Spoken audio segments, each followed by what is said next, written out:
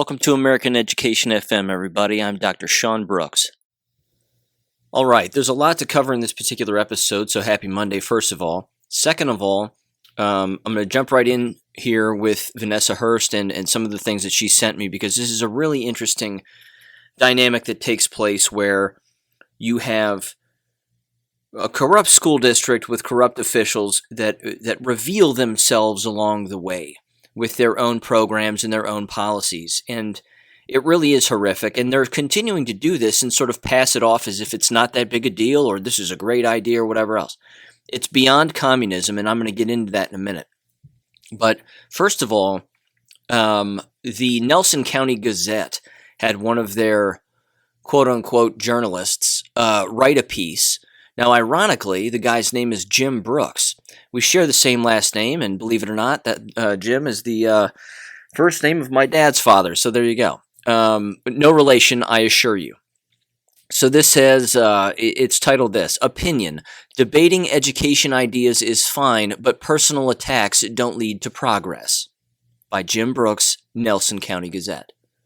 Thursday, May 20th, 2021. Okay, I'm going to read this. Here we go. I'm just going to give you the quick Cliff Notes version here first off the bat, but bear with me as I read this. Basically, he says, well-informed parents going after school officials is not productive. Now, I want you to, again, think about that for a minute. Well-informed parents with statistics and facts on their side going after corrupt school board officials who are ramming through a bad program is not productive. Well, of course it's not. It's not productive for the bad guys.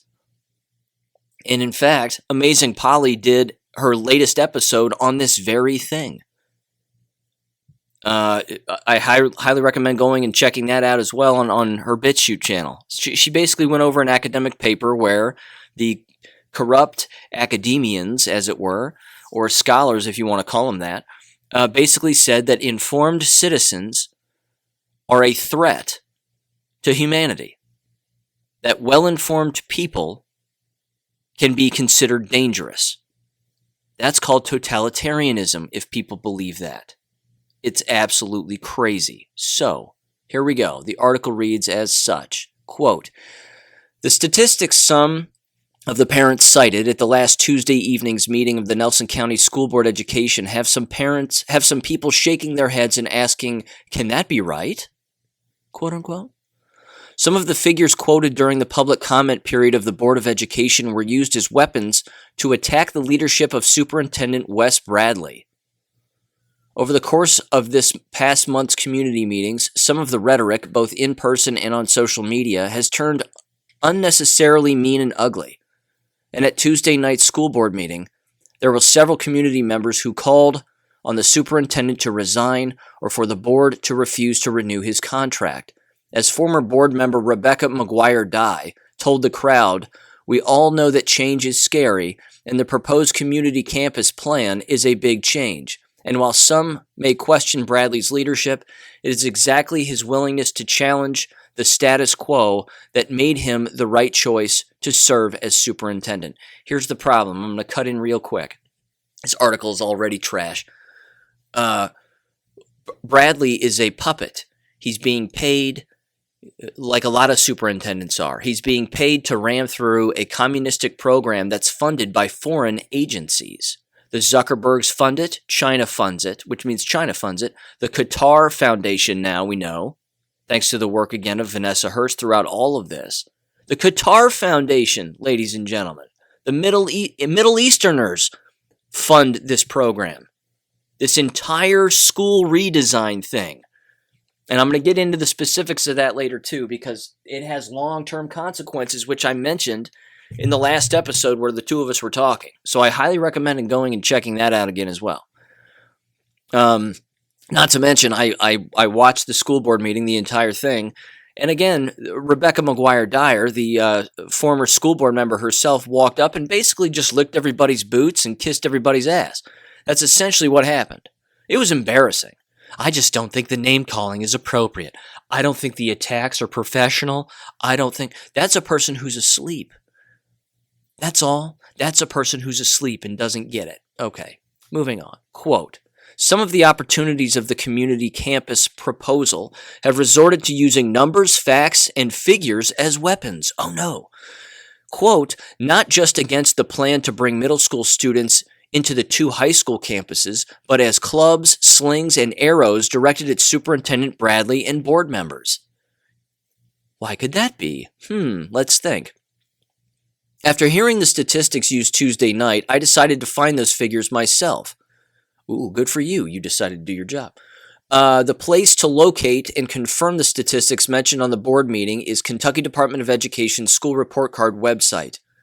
The website provides extensive statistics on school districts and individual schools, and I found that the statistics parents quoted are indeed correct. However, those numbers are provided without context of exactly what they indicate, as is the case in most things. The devil is in the details, or the devil's just there.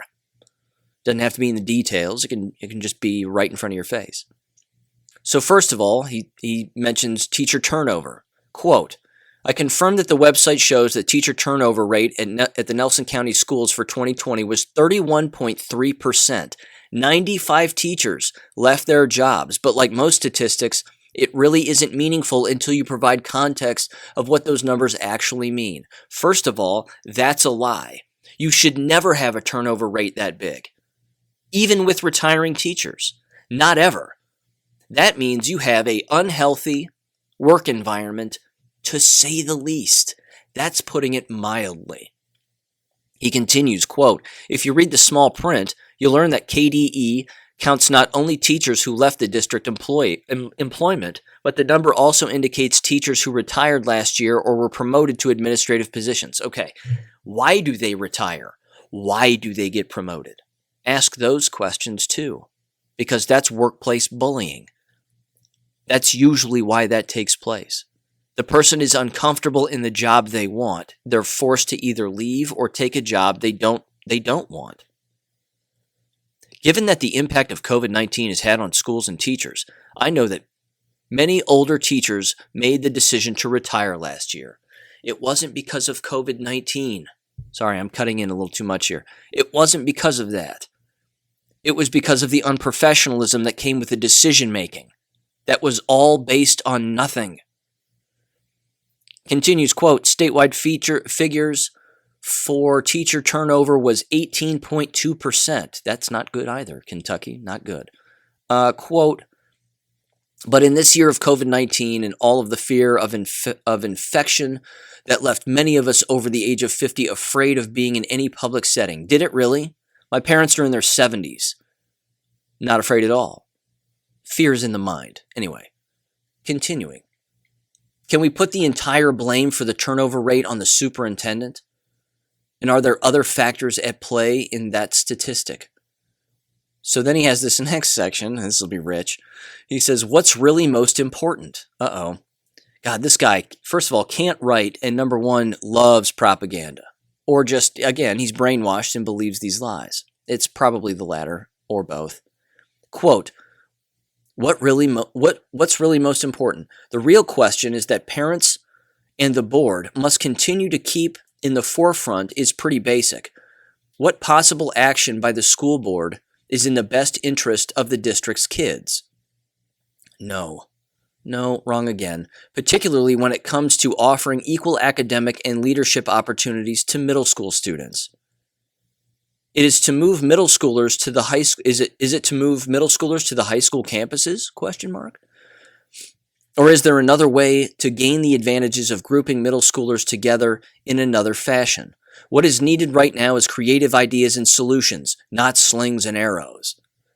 Oh my God, this guy's horrible. Again, no relation. His name is Jim Brooks, no relation.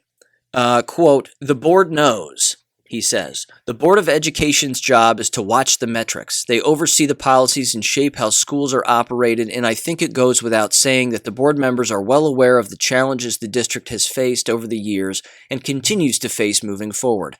Thankfully, the Nelson County schools have been blessed with responsive board members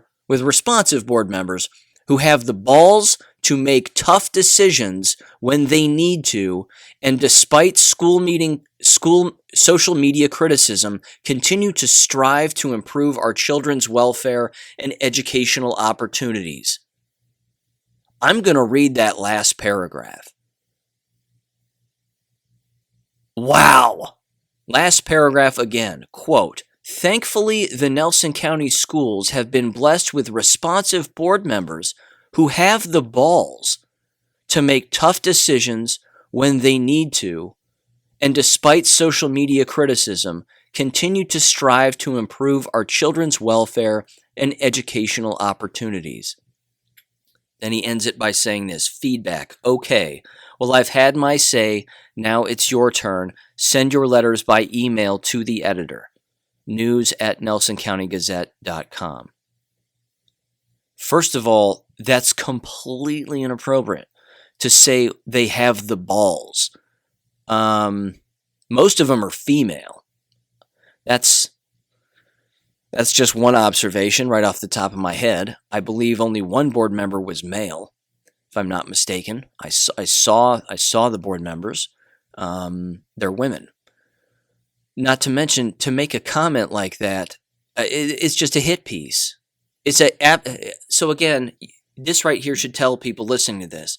You've got your newspaper is providing hit pieces against its own people and its own students.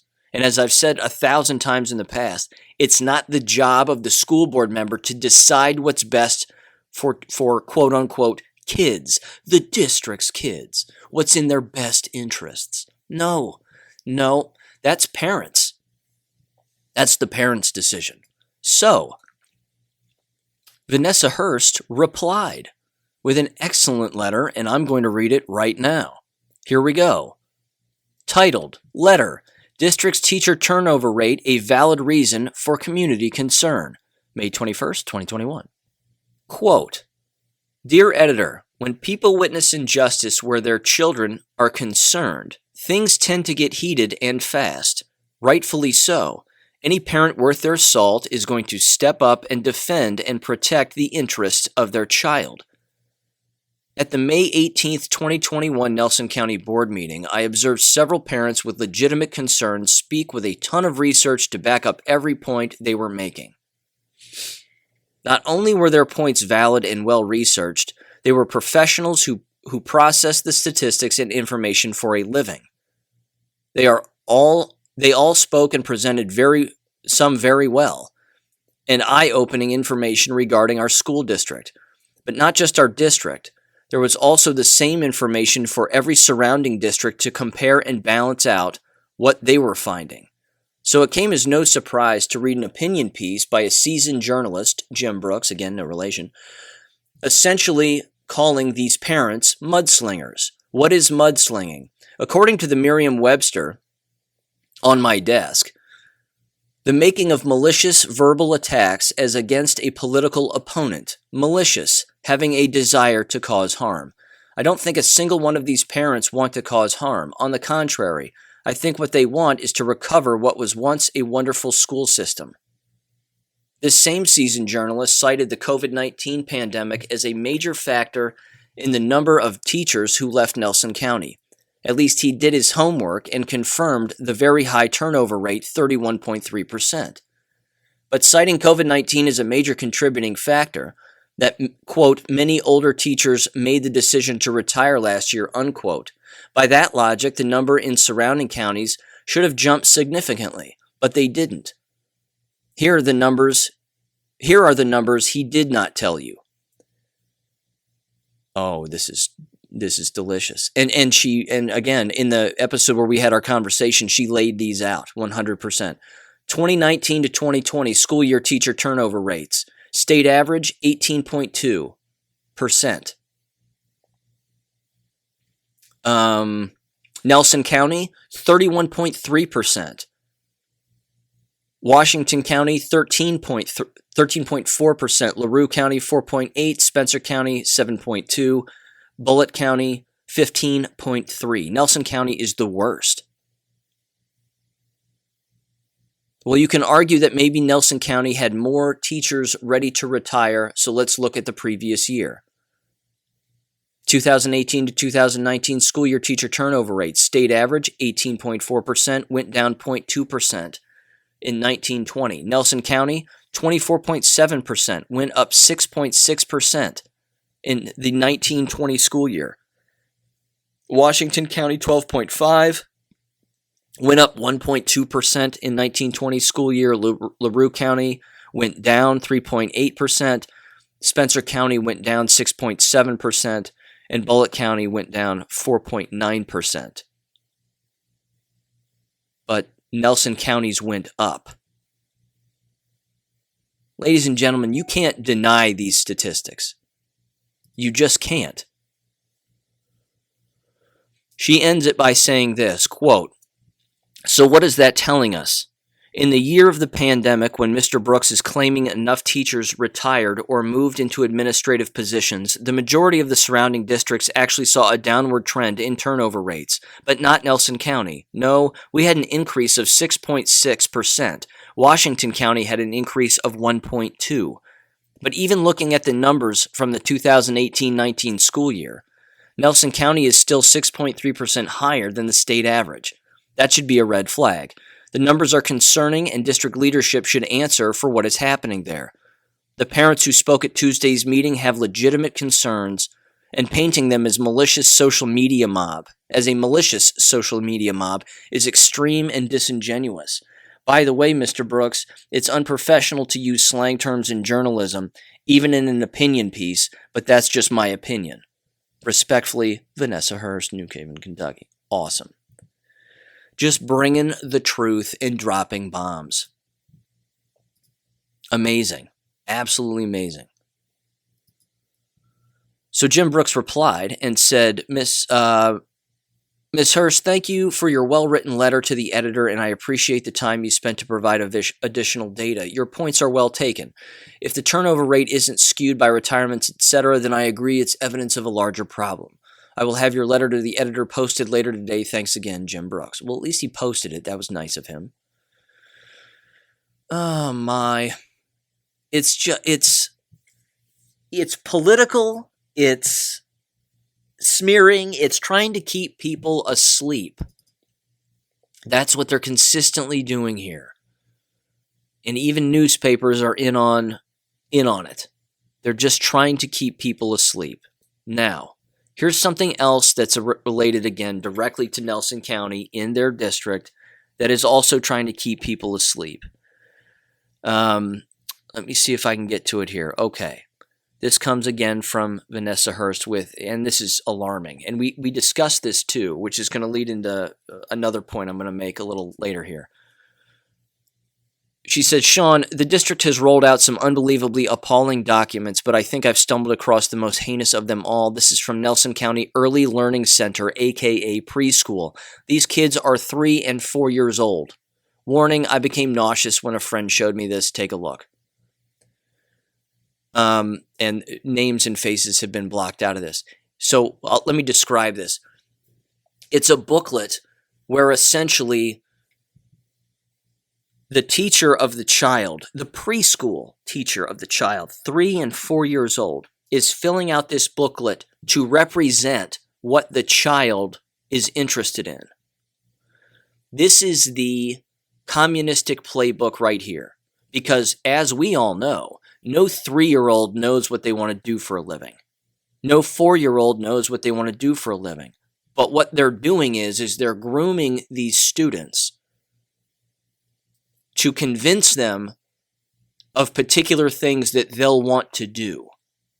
And then this paperwork, I might add, is uploaded onto the district's website so that anybody with a district password or username can view any of this information. It's beyond lazy. It's beyond unprofessional when they could be actually teaching them how to read and write. Recognize shapes. Heaven forbid, add and subtract. They could do that at the age of 3 or 4. They could start getting them to do that if these were actual teachers. But they're not. They're babysitters.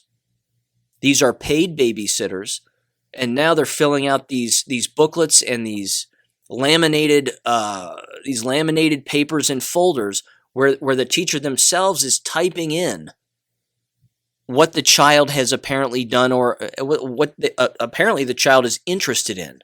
How in the hell they would be able to figure that out is beyond me. But there you have it. There's more to it, I'm sure. I'm not getting all of the details, but it's awful, to say the least. Not to mention, the child's name is associated with these things that are being filled out by their preschool teacher, and then interests are being written out, as I said, by the teacher, and then that gets uploaded to the district website. And as I said, anybody with a district login and password can access this information about this minor. Now, let's pretend for a minute that child trafficking exists, which it does. Let's pretend for a minute that pedophiles exist, which they do. If you have this information and you're a trafficker or a pedophile, you also then know where this child lives. Because you're blindly trusting now district officials to not share this information, including the location of where these kids live, to somebody outside of the district who may want to harm them. Again, this business of personal information on the internet when you're a minor is disturbing, to say the least. And keep in mind, too, in this district, they did have pictures of these minors on the internet. And it took serious pushback in order to get those pictures of these minors who are in that school district taken off of the internet. But you still have constant personal information here now. So, I'm not a pedophile. Let's say I was. I roll up in my van to Timmy's front door, in my van filled with candy, because I know that Timmy likes candy, and candy's in my van, and I'm going to either traffic him or do something ungodly to him, and then all of a sudden, Timmy's gone. Well, where did Timmy go? Well, nobody knows, but, kids just disappear, like a rabbit in a hat. They're just gone. That's what happens. They just disappear. No, they get taken. I understand that I'm taking this to another level here. And it's probably a level that, again, many people haven't thought of. But this is the problem with minors. Elementary, we're talking preschool, 3 to 4-year-olds. Even elementary school students probably have a lot of their information on the internet here through the district. It shouldn't be happening. Reading, writing, and arithmetic should be happening, not these games, gimmicks, and grooming techniques to make them all communists. Now, with that said, there's another point that's worth mentioning. I was sent a text thread from someone, and it highlighted from Vanessa, with a number of different people texting back and forth, and it laid out something that Vanessa and I specifically talked about. So this is already happening. Because of these bad programs and these awful classes that are being offered at the high school level, when individuals attempt to enter the college level, they won't get in, let alone to the college of their choice, which is what was described in this particular text thread. It was a parent saying, my daughter couldn't get into the college that she applied for, where she was clearly qualified for with her GPA. The problem is that the college looked at her and said, the classes you took don't mean anything. You took a lot of experience classes, quote unquote. They don't mean anything, so that's why we're not accepting your application. That's going to start happening. Why is that happening? And it's happening on purpose, I might add. It's happening on purpose to keep people at the local level so that the only skills that they have are some of the most basic work skills possible. That's it. So this business, again, of getting into college or a university is going to be harder and harder and harder, the worse that K-12 schools become. And the more communistic, and we all just want to have experiences, and we don't want to pass tests because tests don't need to exist anymore, and we don't need to read and write, and we don't need to learn the English language, and we don't need to do any of that. When it comes time for them to want to go to college, they won't be able to. Do you understand that? They won't be able to. The colleges will laugh at them. It's just like people in the workplace now laughing at people who graduate from the university level with degrees that say gender studies on them or critical race theory on them. And that's either their major or those are all the classes they've taken. Those classes then don't mean anything. They mean nothing. They might as well have been taking nothing in school. That's the point. The point is to create generations of unqualified, unthinking people so that the most basic skills of flipping a burger is the only thing that they're going to be able to do. And that's an insult to people who flip burgers for a living because they work hard too. This is the plan. This is what Nelson County is doing. They're not the only one. They're not the only school district doing this. Okay, shifting gears here. This is the second thing I wanted to bring up, and this too is absolutely horrific. And I've been screaming about this since day one, a year ago, at least, and it's going to happen, and it's happening. Now schools are openly discriminating and segregating if students in their schools don't receive these COVID jabs. So I'm going to play this audio in a minute, but I first want to just read this title to you, and it comes from the Tennessee Star in Tennessee, clearly. And it says, quote, Tennessee high school will exempt students who get COVID-19 vaccine from final exams. That's right, ladies and gentlemen. Students won't have to take their final exams in this high school, which I believe is a private high school. But they won't have to take their final exams if they get this shot. I want the depth of that to sink in for a minute. We know that governments are bribing people with millions of dollars in free college, like Ohio, Colorado, and Oregon. They're all doing it now, apparently. I knew Ohio was, but just the other day I heard Colorado's doing it, and apparently Oregon is doing it too. To take a life-altering poison that will ruin their DNA and make them ill and cause them to die. Ladies and gentlemen, the end won't be for everybody. The end here will not be for everybody. And what is going to happen here in the fall is going to shake people to their core. You have not seen the pandemic yet, but you are going to. It's inevitable now. The writing is on the wall. They're telling you what they're doing. And this, by the way, has got to be completely illegal. Any parent that subjects their children to something like this, to get out of final exams, is a lunatic.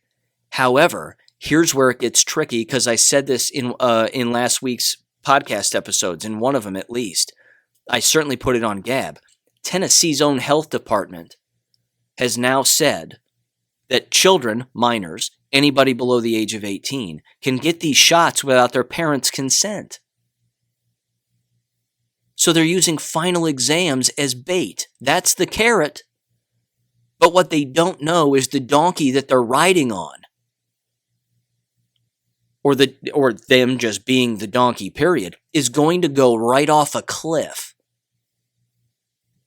So here's the article. And I'm not even going to read the entire article so much as I am just going to play the video of the head of this school, Lee Burns, who is a lunatic. So here it goes. Quote, a Chattanooga boys preparatory school, all male, emailed students that they could skip a final exam and go maskless if they got the COVID-19 vaccine. Parents reportedly didn't receive the email about the vaccination incentive. It's not an incentive. It's worse than that. It's satanic. Quote, which also required that 500 students receive the vaccine. This information also didn't make it to the school's press release concerning the vaccine. Publicly, Macaulay School shared that it would be mandating the COVID-19 vaccine come fall. In their official announcement, Macaulay School shared that they would mandate the COVID-19 vaccine. Nowhere did they mention that vaccinated students would receive a special exemption from the final exam of their choice and school mask mandates. Macaulay head of school Lee Burns asserted that the mandate was a, quote, logical, socially responsible extension, unquote, of the school's student health policy. He says, quote, the CDC and FDA, the Hamilton County Health Department, the National Association of Independent Schools, physicians with whom we've consulted, and many other health and educational professionals, all of them strongly recommend vaccinations, said Burns. This is against the law. They're so brainwashed or they're so evil. There need to be crimes against humanity against these people, right down to the local level individual schools.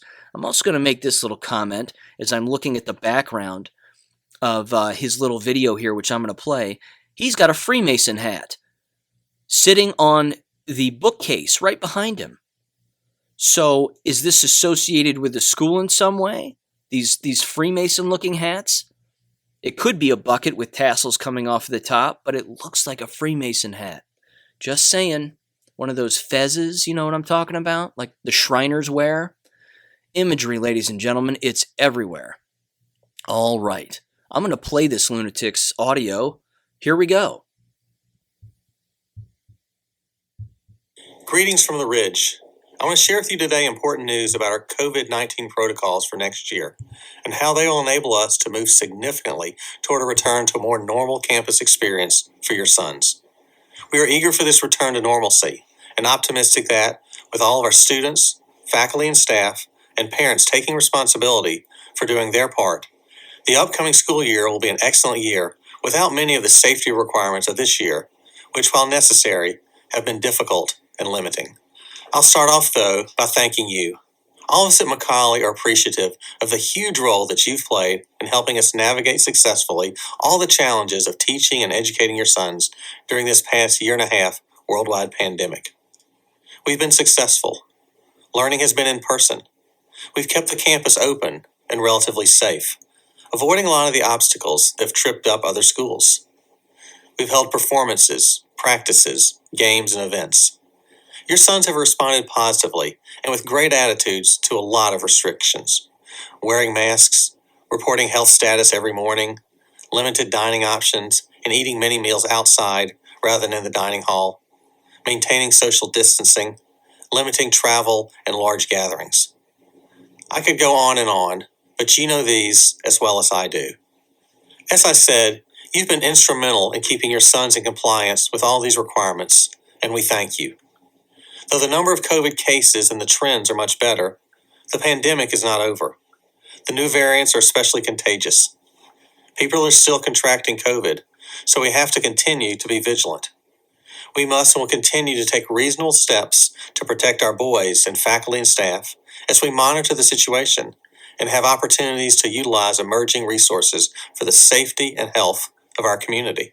There is good news. Our student health service staff, which has done a great job during the pandemic, tells me that we've only had one case of COVID-19 reported in the past month among students and faculty and staff.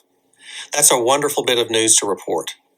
There are a lot of reasons for that, but certainly one of the major reasons is that most of our faculty and staff and a large number of our students aged 16 and older have been vaccinated. That's what I want to talk about today. We're announcing to your sons that for the 2021-22 school year, all age-eligible students, faculty, and staff will be required to have the COVID-19 vaccine. This is a logical, socially responsible extension of our general student health policy. The CDC, the FDA, the Hamilton County Health Department, the National Association of the Independent Schools, physicians with whom we've consulted, and many other health and educational professionals, all of them strongly recommend vaccinations. Already we require vaccinations for diphtheria, tetanus, pertussis, polio, hepatitis B, measles, mumps, rubella, and varicella for all students. Adding COVID-19 vaccinations to the list is the responsible thing to do. I have to jump in here. I'm starting to get a nosebleed. First of all, I've spent so much time on the business of vaccines over the years. If you're getting a polio vaccine, as he just said, we've required polio vaccines. For what?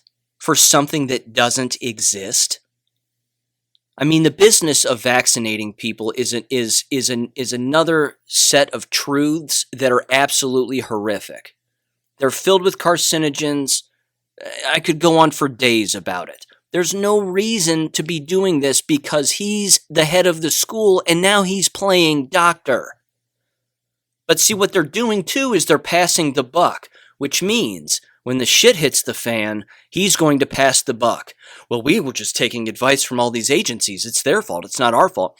Ladies and gentlemen, in the fall, K-12 students, college students who return, and anybody that's been getting these jabs in these massive social settings and these huge settings are going to be dropping like flies. They're going to be dropping like flies. They're not going to be able to sustain the level of sickness that's actually going to take place. They keep using the word pandemic. There isn't one, but there's going to be one. And it's coming up. We join a growing number of independent schools around the country, as well as many universities, in requiring this vaccine. With a fully vaccinated school community, we can begin returning to pre-COVID normalcy. Masks will not be required in most or perhaps all places. Social distancing will be decreased or eliminated. Serving lines with our wide range of food will return to the dining hall, and a number of other restrictions will be lifted. Quarantining and contact tracing may be reduced or eliminated. We'll be working on all these details over the next couple of months, and we'll keep you and your sons informed. We can do these and other things with a fully vaccinated school community. We can give your sons the best, most full, and normal Macaulay experience. But it takes all of you, all of us, to give this to them. This is what they want, this is what they need, and this is what they deserve. Did you hear that? Did you hear that? This is what they want, this is what they need, this is what they deserve. They're minors. They don't know what they want, need, or deserve. And you don't get to play a eugenicist because you're not a medical doctor. He probably doesn't even have a PhD. He probably doesn't have anything over a master's degree. Just saying. Not throwing degrees out like, whatever, like that matters. Because we know medical doctors aren't practicing medicine appropriately right now. So, but of all people, to be telling parents what's good for their children, this right here is a serious brainwashing habit that exists everywhere. It's just awful. It's awful. All right, I'm going to wrap this up with this lunatic. My God. We've held on-campus vaccination clinics, and we'll hold others over the summer. But vaccines are now readily available everywhere, are free, and are approved for children as young as age 12. So there should be no impediment to getting a shot. And while you are getting the vaccine for your son, we encourage you to do so for the rest of your family if you've not already done so. As with all the immunizations that we require, we will follow state guidelines in making exceptions for medical reasons or for religious reasons. But I want to be clear, COVID-19 vaccines are safe and socially responsible. If your son does not receive a vaccine, he'll be putting not only his own health at risk, he'll be putting the health of his fellow students and teachers at risk. While we have not finalized all of our protocols for next year, it's highly likely if your son does not receive a vaccination, he'll be required to wear a mask and observe social distancing while on campus. He just told everybody he's going to discriminate against them. That's what he just said. If you don't get the jab, you're going to have to wear a mask, and you're going to have to stand over here. That's against the law. Well, there's religious exemptions and medical exemptions, but but they're safe anyway. They're safe, and they're socially getting it is socially responsible, which means if you don't get the jabs, you're not being socially responsible. That's what he just said. This guy is a lunatic. He's a psychopath. No remorse, all scripted, cold, calculated. Psychopath. Community, a family, and we talk often with your sons about what that means. It means we have common and high standards and values that we share as we care for each other. It means we have commitments to each other, that we have duties to each other, sometimes doing hard and unnatural things which are right to do. It means we serve each other and even make sacrifices for one another. It means we see the needs of others and look for ways to love, protect, and help each other. This way of doing life together at Macaulay is an expression of our values and mission, consistent with the Christian ethic of loving our neighbors as ourselves, and an important and tangible way to practice social responsibility. Being a Macaulay student and a member of the Macaulay community. There you go. If you don't get the jab, you're not a Christian. He just keeps piling it on, doesn't he? Just like a good, trained little robot, just keeps piling it on. If you don't get the jabs, you're not a Christian. God hates you, and you're being socially irresponsible. Is a privilege. With that privilege comes responsibility to one another, to the overall school community. Each of your sons and each one of you has that responsibility. And it's in that spirit that we're requiring the vaccine. I want to say a special thanks to our student health services staff. They've done a fantastic job this past year of keeping your sons safe. That's enough. That's enough. There's about another minute and a half. That's enough.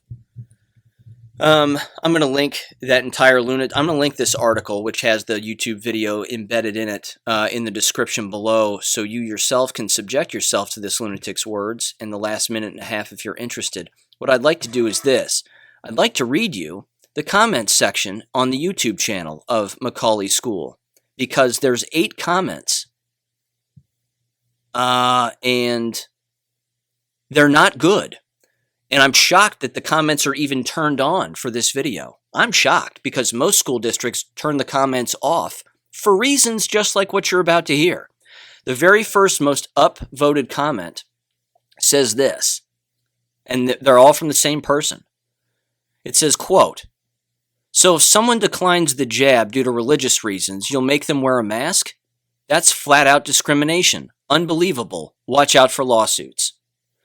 The next comment from the same person says, "Furthermore, can we hold Macaulay schools liable if something goes wrong with the vaccine? Since we can't hold the manufacturers liable, will you be willing to take that on? It's not FDA approved. An EUA is not emergency use authorization, is not at all the same as FDA approval. What is CRISPR technology? Question mark. What is gene editing? Question mark. Why have mRNA vaccines never before been approved? Question mark. Why the rush now? Question mark. Why make something mandatory when it's been out for 5 months? Question mark. Why risk the health of my child for something with a 99.7 cure rate, and that's without medical intervention? Why? Making a child wear a mask because his family doesn't want to take a chance on a new technology of a so-called vaccine is singling him out among his peers. Why not make him wear a scarlet letter or a yellow star? This is unconditional. This is unconditional, and you'll all know it." And then they make one more comment.